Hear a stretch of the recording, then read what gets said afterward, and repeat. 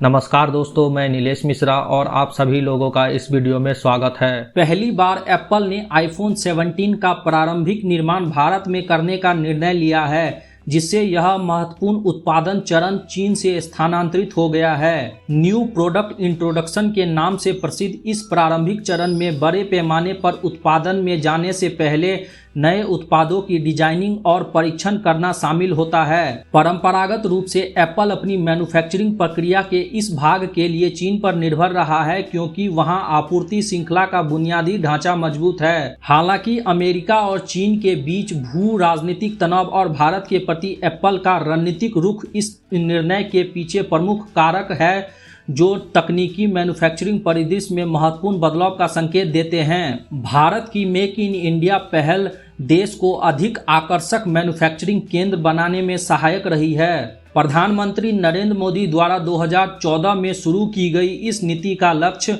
2025 तक भारत के सकल घरेलू उत्पाद में मैन्युफैक्चरिंग की हिस्सेदारी को 15% से बढ़ाकर 25% करना है। एप्पल के शुरुआती मैन्युफैक्चरिंग के आगमन के साथ इलेक्ट्रॉनिक क्षेत्र, जिसने पहले से ही प्रभावशाली वृद्धि दिखाई है, के और विस्तार की उम्मीद है। एप्पल का निर्णय भारत सरकार के लक्ष्यों के अनुरूप है तथा मेक इन इंडिया मिशन के महत्वाकांक्षी लक्ष्यों को प्राप्त करने की दिशा में एक महत्वपूर्ण कदम है। इस विकास का महत्व असेंबली से कहीं अधिक है। यह भारत में अपनी मैन्युफैक्चरिंग जड़ें मजबूत करने की एप्पल की दीर्घकालीन योजनाओं का संकेत है। नए उत्पाद को प्रस्तुत करने की प्रक्रिया अत्यधिक जटिल है, जिसमें कठोर परीक्षण, डिजाइन को अंतिम रूप देना और आपूर्ति श्रृंखला की स्थापना शामिल है, जो आमतौर पर मैच्योर मैन्युफैक्चरिंग पारिस्थितिकी तंत्र वाले क्षेत्रों में किया जाता है। इस जटिल चरण के लिए भारत को चुनकर एप्पल देश की बढ़ती क्षमताओं में अपने विश्वास का संकेत दे रहा है। इस निर्णय से भारत की आपूर्ति श्रृंखला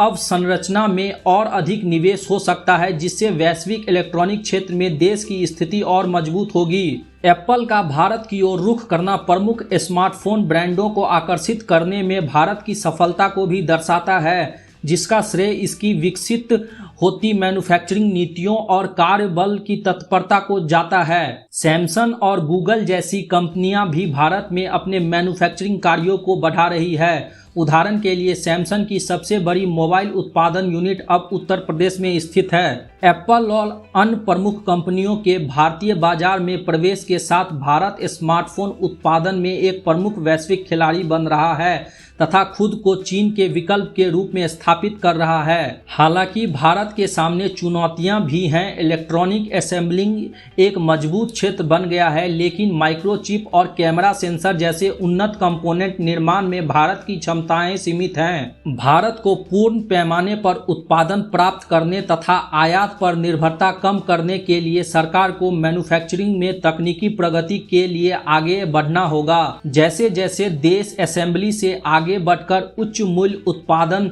की ओर अग्रसर होगा, यह संभवतः रूप से वैश्विक स्तर पर स्थापित तकनीकी मैन्युफैक्चरिंग केंद्र के साथ अधिक सीधे प्रतिस्पर्धा कर सकेगा।